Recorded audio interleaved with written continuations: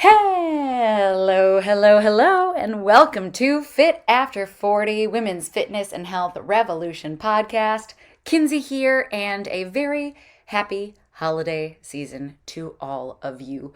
Holy guacamole, I cannot believe that we are suddenly somehow in very deep into November. I was going to say suddenly in November, but it's the 26th. So we are not suddenly in November. We're very, very steadily going through November. If you are in USA and you are celebrating Thanksgiving, that is tomorrow.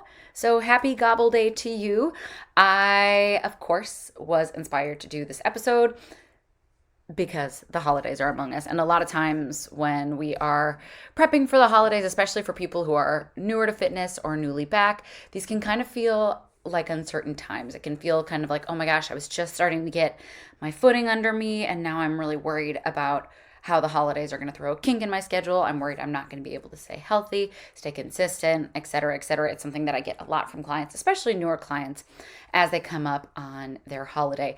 If you're listening on your favorite podcast platform, I did take this on the road. It was sort of a last minute travel. I wasn't intending to do a podcast this way, but I'm using different equipment today. So apologies if the recording does sound different, if there's a little bit more ambiance going on. Like I said, I don't have my normal mic set up. So yay for kind of one of the big themes of today, which is just allowing ourselves to roll with the punches in order to be with people we love.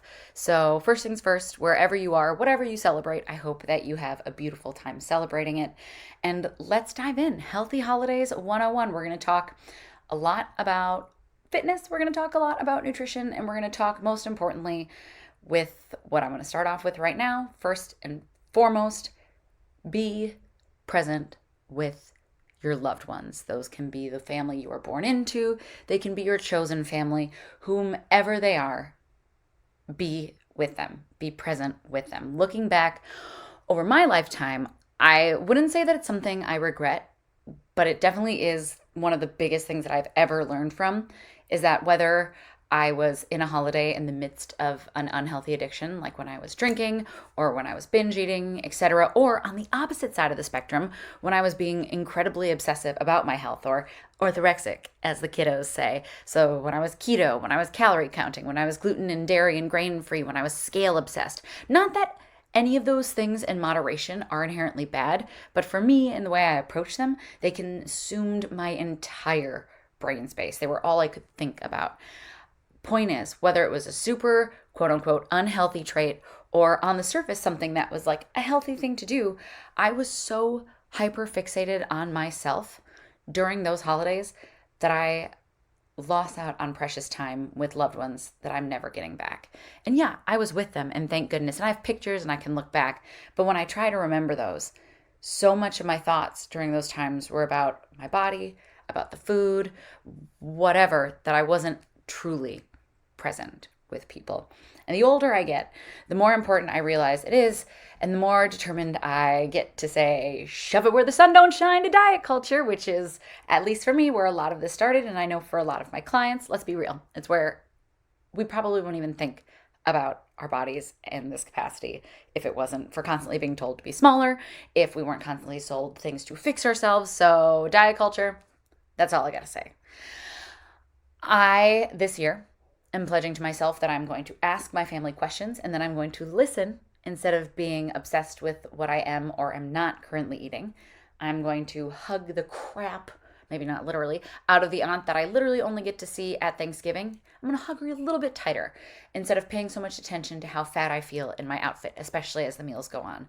I'm going to sit around a table snacking on whatever is out there and actually playing oh hell with my family, which can get pretty heated and you really should stay present for, instead of allowing myself to anxiety spiral about how we really should be going for a walk now that we've eaten so that we can stabilize our blood sugar. And oh my God, it's 10 and we're still eating. We should have shut it down at 8. No. I'm going to be present this year.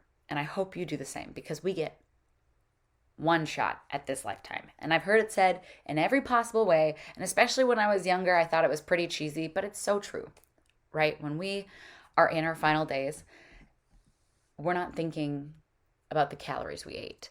or the money we made or even our best PRs. I mean, maybe like a little bit. We throw it out as a brag, but hopefully we're surrounded by family, either those chosen or the ones we were born with, and we're celebrating those memories that we've created together that make the life we lived the fullest life possible.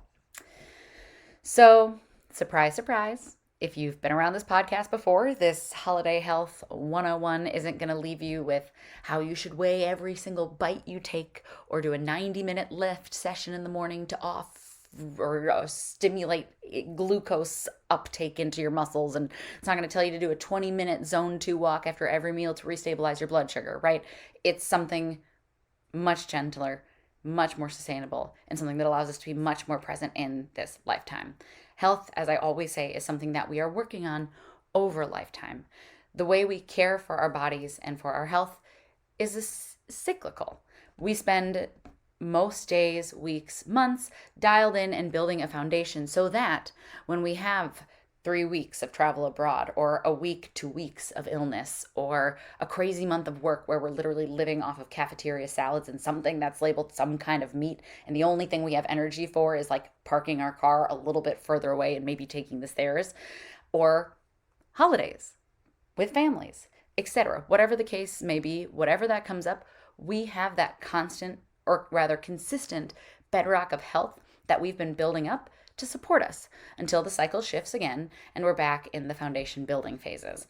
Fitness, nutrition, health tools, like all of life, are cyclical, seasonal, if you will. It's really normal to feel a bit of a slowdown during the holidays.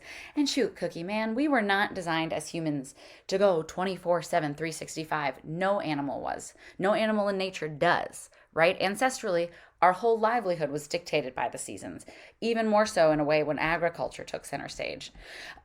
Okay, so I'm getting a little bit in the weeds, but my big piece of advice starting out is that a truly healthy life is a balanced life and a life surrounded by community, which we'll talk about on a later date, not today, but boom, when we're thinking about balance and community, it turns out that the holidays are actually really important practices for a healthy, balanced, community-centered life. Like I said, community is an incredibly big topic, which we will talk about at some point. But for now, let's get into other ways to keep our holidays healthy 101. First piece, mindset. Be with your family. Be present. So we're trying to embrace and enjoy even the balance. And like I said, it could be as simple as hugging the people you love. Life moves really fast and it can easily get away from us. So cherish the time and the people you have. Okay, I know.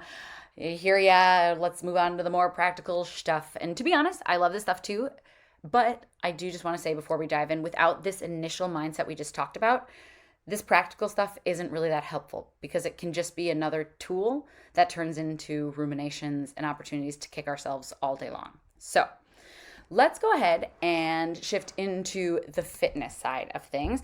We will talk a little bit about fitness and then we'll talk about the nutrition side of things. So with movement, a little goes a long way.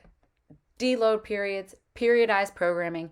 Any trainer worth their salt will tell you if you are going hard, if you're doing the same intense workouts all year long, you are leaving gains on the table. We need to have those deload and reload periods. I'm not saying to have to meticulously program your workout so that every single holiday magically lands on a deload. If you do, that's amazing. Or if you're like me and you don't because calendars are hard and they pop out of nowhere, it feels like, just give yourself a break. Just take a break on the days. Like I always say and have already said today, fitness is a lifelong journey. So this goes back to all of our regular principles, right? Fitness isn't about how hard we crush it each and every day. It's about consistency. It's about quality over quantity. All of these little boring pieces seemingly that fall in and slot into place that make fitness less grandiose and crazy and more just Tuesdays, Thursdays, Saturdays, I do my strength training. I try to hit 8,000 steps a day. I put my protein first, right? There are these little pieces that fall into place over time. That's what this is about. We also don't lose gains in a day, in a week, or even in weeks right? I went to Greece and Paris with my mom and my sister this summer. Shout out, because they were a blast to travel with. We had an amazing time. And I had no access to a gym. Technically, I did in Paris, but when we were our 2 weeks in Greece, we were in this tiny coastal village of 125 people. They didn't have a gym, and I didn't even know where to find the closest one. So I ran once, and I did yoga 3 times, and I did some air squats and push-ups, but I was not doing my strength training program by any means. And you know what? Some magic things happened, things that even I needed to learn for myself, because trainers, we know things because we work with our clients over, well, first we learn them, and then we see them put into practice with our clients, where we see things like deloads and periodized programming and rest days really pay off for our clientele. And then we have to force ourselves to do them, because we're humans too. It can be scary to look down the barrel at 3 weeks of not being able to stay in a routine. I wasn't sure what was going to happen, and I did have moments of fear, of course. But at the end of it, looking back now, months later too, I was able to enjoy the F out of my trip, because I wasn't trying to shoehorn in workouts or panic because I didn't do my workout that day, right? I was just hanging out and trusting the process that I preach. I was fully present in my travels because I wasn't exhausted from workouts.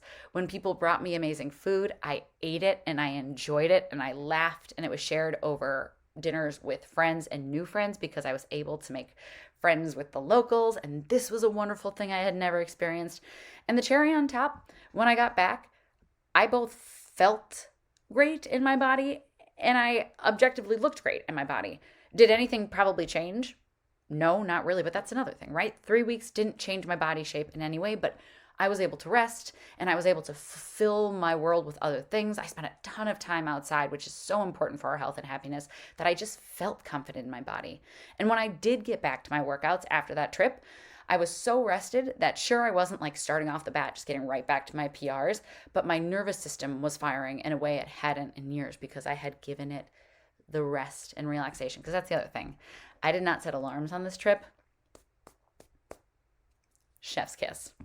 Point is, rest is incredibly important as a part of our programming when we're looking at fitness over a lifetime, especially early, well, always, but especially early on. Because I think we'll talk about it in a second, but there's this preconceived notion that like I have to earn rest days, or like if I take a rest day here, I might not ever get back to it. Take your rest day and enjoy your holiday.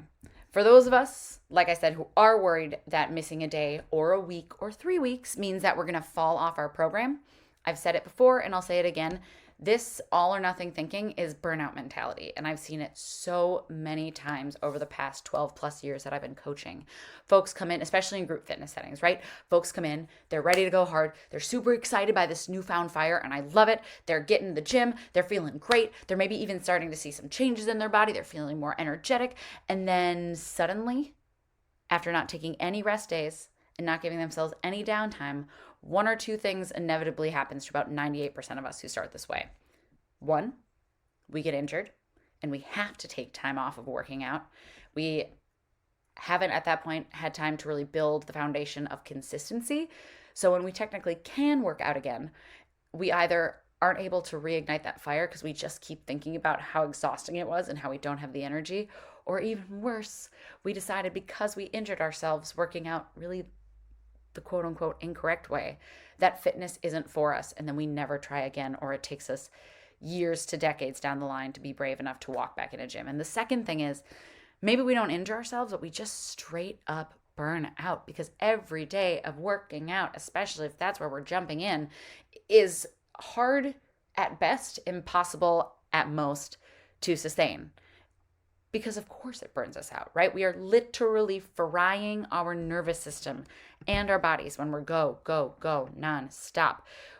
We learn in this capacity also to develop a relationship with fitness, one that explains fitness as and drills in that muscle memory to our nervous system that fitness is incredibly hard, and that we were able to do it once and it was really cool, but we can never do it again because it was just, we were able to do our 7 days a week of CrossFit, even like 5 days a week of CrossFit when we were in our 30s because I didn't have kids yet and I was able to go into work at 8 so I could do my 6 a.m. and shower, right? We have all of these parameters around why we were able to do it then and this belief that it has to be that hard. So now as our life gets fuller, as we start to get more tired, as all these external stressors come on, we look back and we go, yeah, it was great for then, but it just doesn't apply to me now. And that is heartbreaking because that is not what true health and fitness is about, right? It is about consistency and getting and maintaining muscle on your frame, which we've talked about time and time again, can be done in as little as 2-hour-long sessions a week starting out. So fitness, especially starting out, is, I find, I hate to paint things in black and white, but I truly believe it's best approached as a tortoise and hare situation. So one option when you get to your holidays is just a full stop break with your workouts. Maybe that's just the day of the holiday, or maybe it's the whole week. There isn't a bad choice. Before Marcus and I ever met, when I would go home for the holidays, I wouldn't work out and it was fine. I'd get back and I'd get back to my routine as soon as I was done.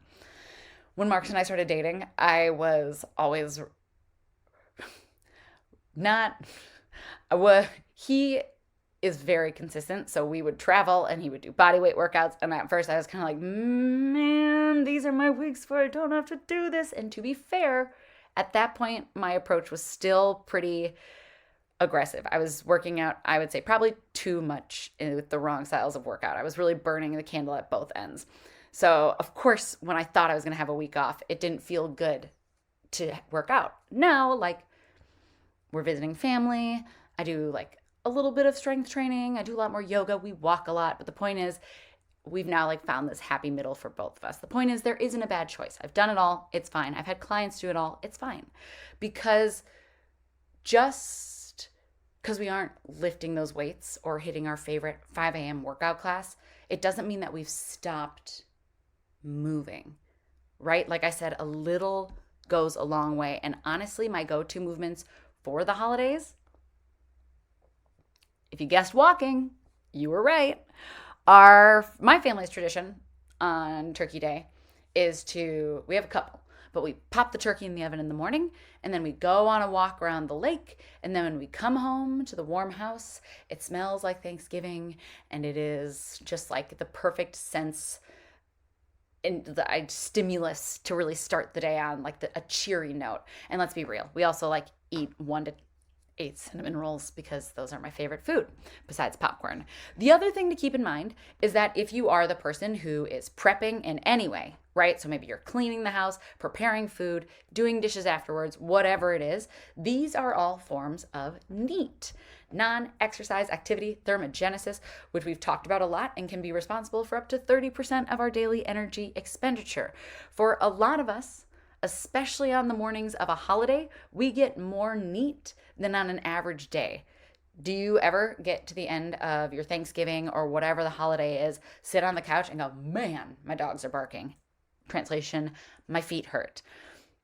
Yeah, because remember, the average American gets an average of 3,500 steps a day, which is why I always say that one of the biggest levers we can focus on outside of the gym during our day-to-day life is increasing our steps gradually. And I do a couple podcasts on the importance of walking and how to get more NEAT in our day. I'll go ahead and pop those in the show notes if you want to dive a little deeper. But the point here is there's a chance that a lot of us, we might get like 3,000, 4,000 steps, but because we're vacuuming and plate setting and dishwashing and moving and prepping and doing all these things, our step count might just naturally go up to that 6,000 because we're doing more movement in our day. So you kind of get this bonus movement right off the bat.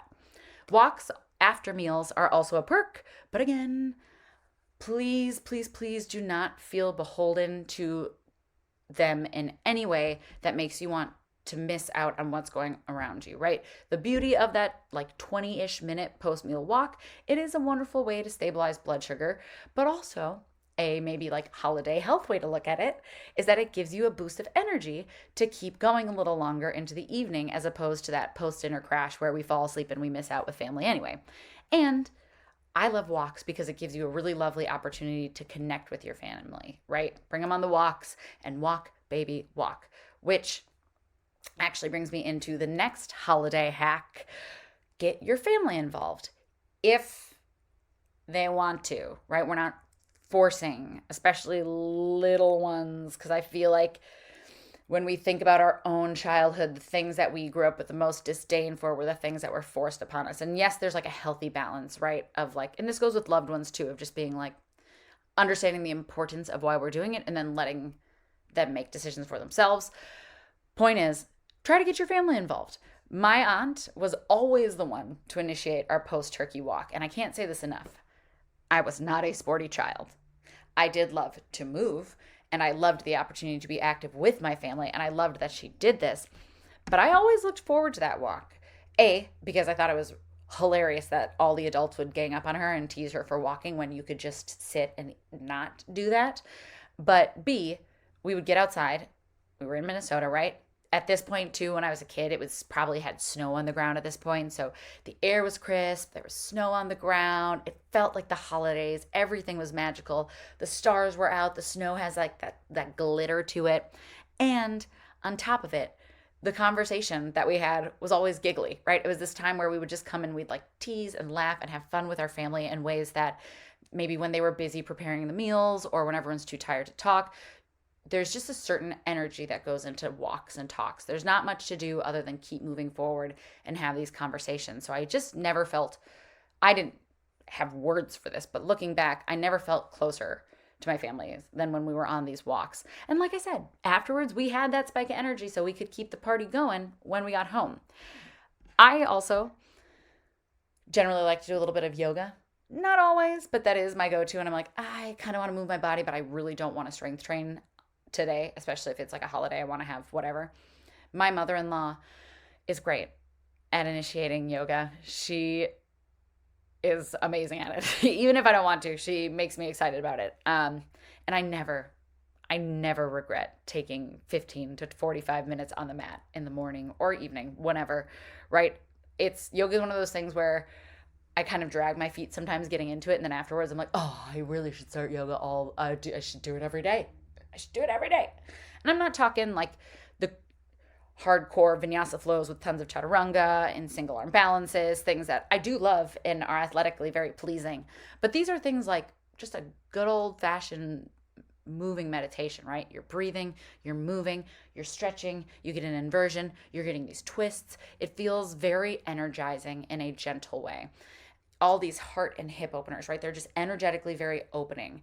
Not to mention that like all the folds, all the twists are very good for a digestive system. Again, not in like I must fix my digestive system. Just like it is very good for us to bring blood flow to the gut. And it also brings some really much needed and lovely multiplanar movement into our skeleton. So that is another really important thing about yoga, especially because once I'm done with my yoga and once I'm done with my prep and once I'm done with all the stuff that requires moving, I'm a big fan of the chill the rest of the holiday. So it feels good to just kind of get started with a little bit of blood flow. And again, brings blood flow to your brain so you're waking up nicely. Getting the family involved is a wonderful way to take care of our bodies gently without having to isolate ourselves with some like butt busting crazy workout in our garage while everyone else is inside by a fire storytelling and giggling without you, right? It makes it so that we can kind of check all the boxes. We're moving our body, we're being gentle, and we're spending time with family. It also is really fun to do yoga with family who hasn't done yoga. Don't be mean, but there is a lot of opportunity for like giggling when people are trying to find their way into poses. It's like solo twister. To me, maybe this isn't obvious yet, but maximizing time with loved ones is what we need to focus on and what we need to fill our cups most. There is a unique thing that happens at holidays and things like weddings that doesn't happen the rest of the year, right? We get this pocket of family time that in this day and age, the world allows us to be very separate, and there are a lot of benefits. You can get up and you can move anywhere. And when you live there, you can call and you can Zoom and you can be together, but you're not really together. So when you are in a space together, make the most of it because that is a special thing. The last little thing I'm going to say on fitness is something I already touched on, but remember, this is not falling off of progress. This is part of a holistic journey that lasts a lifetime. When the holidays are over, you don't have to kill it extra hard in the gym and make up for the holidays, right? This isn't how our bodies work. Again, the whole reason we make consistent or we make fitness and nutrition achievable and more of a no-brainer is so that we can stay consistent. So after the holidays, just go back to your program as usual and get back to where you left off. No extra cardio required. And I forgot to mention in the family piece, there are some families that love to lift together. So I'm not saying like, don't you dare lift. Like if you love to lift, lift. There's a chance Marcus and I will because his parents have a barbell right here. So who knows? That wouldn't be my first choice, but if Marcus is like, I'm going to go lift, I'll probably go just so I can spend time with him. Point is, be with family, please. Do what makes you happy. The point is, don't feel beholden to having to do something that day. Do what makes you happy. And if moving and lifting weights makes you happy that day, I love that. If you don't want to, get back to it when the holidays are over. And the last little footnote, if you're like me and your brain gets itchy when you're nearing the end of the day and you've clocked under 10,000 steps, take your freaking watch off and enjoy the day. You can pop that sucker on tomorrow.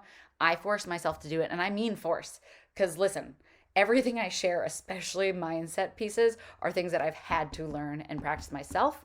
And for as much as I'd love to be super chill and not let my leggings get in a bundle if I don't hit 10K,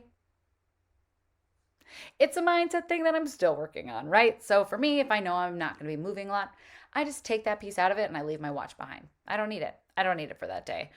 It's why I didn't wear a watch for a really long time, and now I just have created a healthy boundary around it. Okay, yay for fitness. Let's go ahead and chat nutrition. So same goes for fitness as it does for nutrition, right? Or for nutrition as it does for fitness. Ideally, when we take those little boring daily steps with our nutrition, right, are hitting 1 gram of protein per ideal pound of body weight, 25 grams of high quality fiber, we're hydrating, we're getting all sorts of fruits and veggies and plants and spices that make our microbiome happy. We're not only building a stronger, healthier, more vibrant body, we're also building a more resilient body and metabolism. So just like fitness and all of our quote unquote progress doesn't just fly out the window the second we crush a Costco pumpkin pie to prove to our cousin for $6 that we can do it.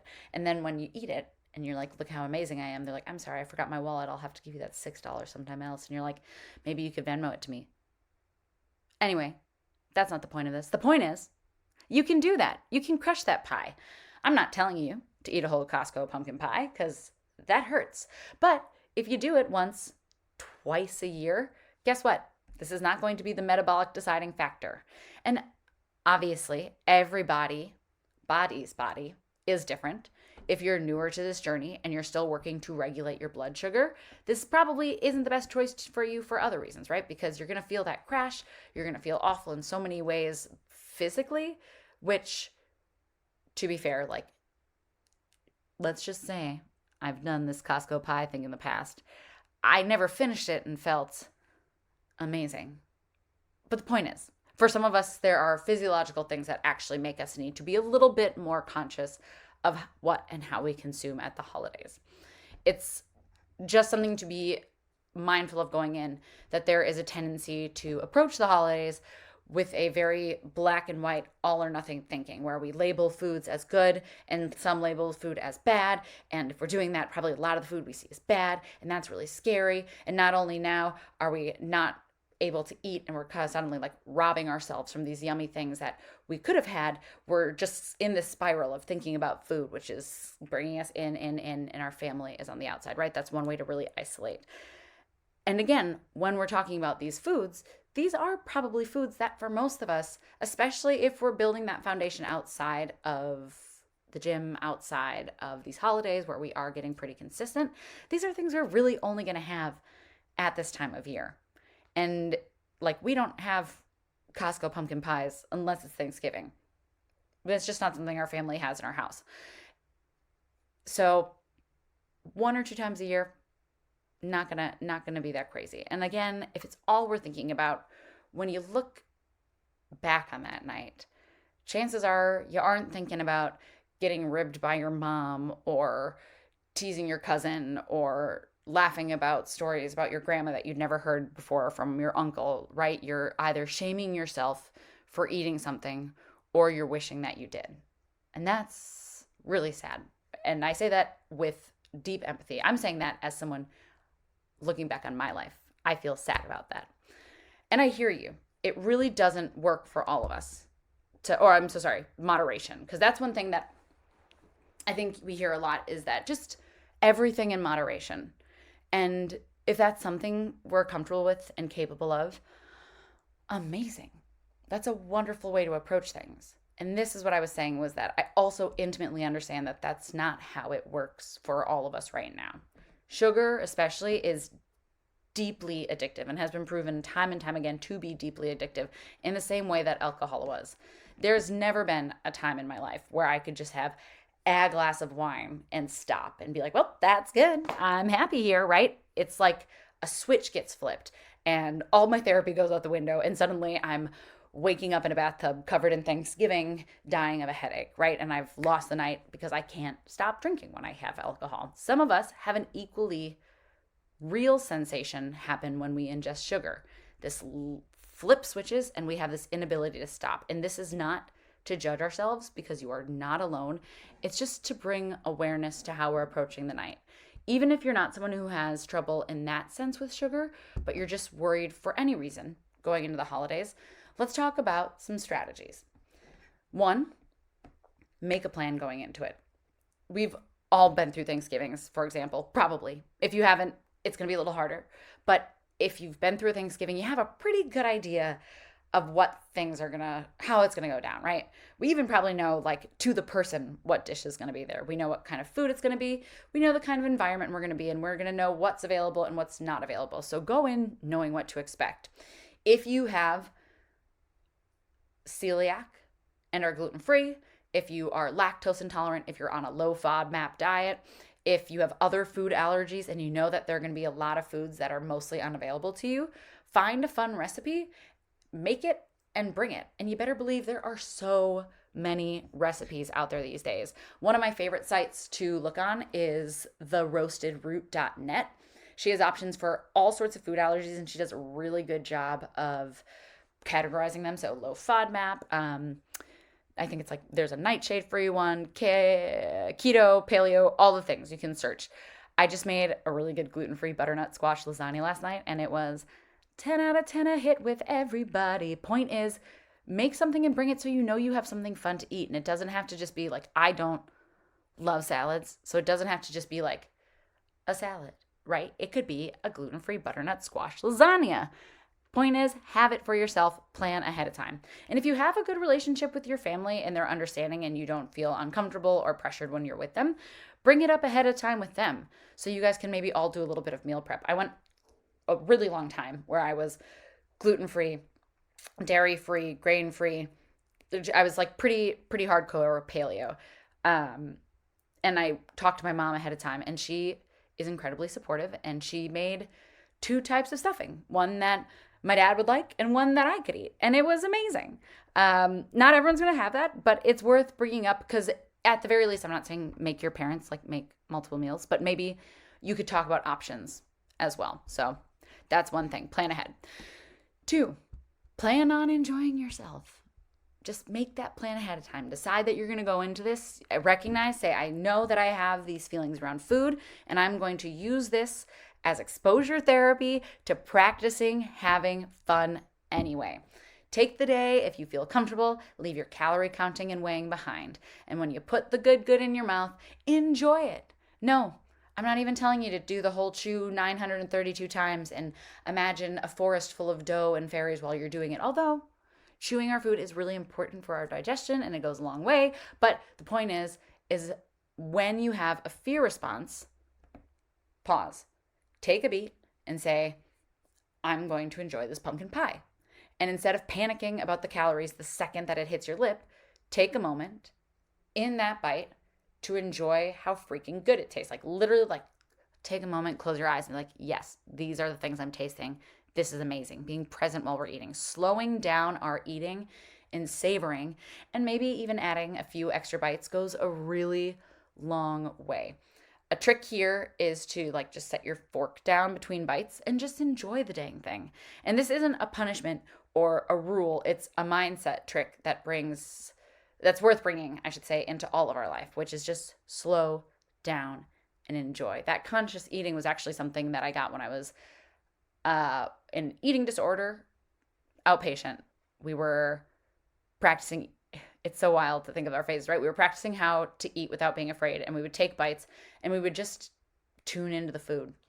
And it was something between repatterning the food, eating it in front of a person. There were just so many little pieces that slowing down was so helpful to just be present with the food, because it really is worth honoring the fact that there is a lot of emotion tied to food. There's a lot of emotion tied to eating. Like there's just, nutrition can be really tricky, and a lot of things, even if we feel like we've sort of moved past some of our deeper fears, things can flare during the holidays, right? Maybe there's trigger things. Maybe just being around our family is a trigger. Maybe we have families who comment on our bodies. There's so many things that are really wonderful. And then on the other side, so many things that are stressors that we also don't have to deal with in everyday life. So again, plan for that as well. If you have someone in your family who always comments on your body, first of all, feel free to set that boundary and tell them to stop commenting on your body. But also, I get it. There are some family members you couldn't pay me to tell that kind of conversation to. So just know they're going to say it, and know that says more about them than it says about you, right? People who comment on people's bodies are not doing it because they're thinking about your body. It's because they're deeply uncomfortable in their own, so they comment on others. Okay, that went down a rabbit hole. Point is, slow down and enjoy. It's another way of being present. The third one is more of like the probably fork down is a pretty practical tip. This one is also a practical tip. Protein first. And I do, of course, really want to emphasize that I don't want your whole holiday spent around food rules, shoulds and shouldn'ts, etc. But protein first is a helpful rule of thumb in everyday life as well to help you hit protein goals. So the TLDR version is finish the protein on your plate before diving into the rest of the food on your plate. It helps you get your protein in before you're too full, especially on a day like Thanksgiving. And it can be helpful with overeating because protein does help us feel sated. So that's a great way too, just to sort of like prepare if you want to hit your protein. Obviously, like adding things that are colorful to your plate is always a beautiful way to support your health. But if everything on your plate this holiday season is brown, again, probably tomorrow it won't be. So just like when we get back after the holidays to our workouts, and I told you to just go back to your programming as normal, don't try to like throw in any crazy calorie burns. Same with food. After we're done with the holidays, don't starve yourself to try to make up for the calories, quote unquote, that we ate during the holidays. Just return to your programming as normal. Back to your way of life of eating, of getting our protein, of getting our quality fiber, of doing our best to have whole foods, right? So we never have to compensate. That too really brings us punishing mindset. And when we're thinking of things over a lifetime, the easiest way to make something either unattainable or just miserable is to make it punishing. And food is fuel. Movement is medicine. These are things that should be supportive and beneficial to us, not things that we use to find things wrong with us. So this holiday season, big things, just plan ahead a little bit if it makes you feel better. It's always harder to hit these things. Sometimes when we're scared, it can be easier to just kind of want to like ostrich, right? We put our head in the sand and just be like, well, I guess when I get there, I'll figure it out. Plan. It's okay. Look it in the face. These are the things I'm afraid of, and this is what I can do. Or maybe I don't have to do anything, and I just want to have a really like gentle conversation with myself of, I am going to eat that Costco pie. It's not going to change the shape of my body. On Friday, I'm going to have leftovers. On Saturday, I'm going to have leftovers. And on Sunday, when I'm probably out of leftovers, I'm going to take it back to my food as normal, right? Just have those conversations. We have this incredible ability with perspective to really talk ourselves off of cliffs, but it takes practice. So be your own best friend. Plan for the things that scare you. Try to find the reality around the situation. Be gentle. Remember that this isn't interrupting anything. And most importantly, hug the people you love. Life is fast. We truly have no idea how much time we get with everyone. So enjoy every single moment. All right, team. As always, if you got something out of this podcast, please like, share, leave a 5-star review. And if you have less than 5 stars, let me know in an email and I will send you other podcasts to check out. I adore you all. Happy holidays. Hug the people you love. See you next time. Take care of your beautiful bodies and brains because you're so stinking worth it. Aroo!